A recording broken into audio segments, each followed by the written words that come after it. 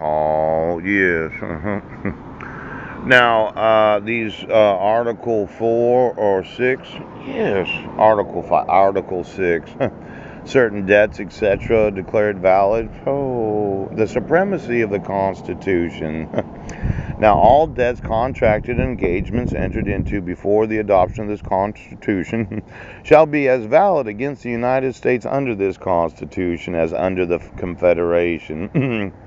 And this Constitution and the laws of the United States, which shall be made in pursuance thereof, and all treaties made, or which shall be made under the authority of the United States, yes, shall be the supreme law of the land, and the judges in every state shall be bound thereby, anything in the Constitution or laws of any state to the contrary notwithstanding. Oh. Now, you decided that you're going to violate the supremacy of the Constitution of the United States because, in your mind, you thought, well, there are no building regulations, there are no state statutes, there are no laws that govern the actual building. Now, I'm going to want to know of all of those in every building department, do you know of anything that was built that happens to violate the supremacy of the Constitution? Now, these building regulations, yes. Do they have to be enforced? Ouch. Did you build anything that didn't have a permit? I'm thinking that if you did, oh, you can be impeached from office, okay, Sheriff? Now, yesterday, you decided to continue to prosecute me for the 2-count criminal complaint in Jefferson County. I had sent you evidence that the protection order is invalid because there was no way you could have had a court hearing without the appearance of the petitioner and without proof of service. That's what the law says.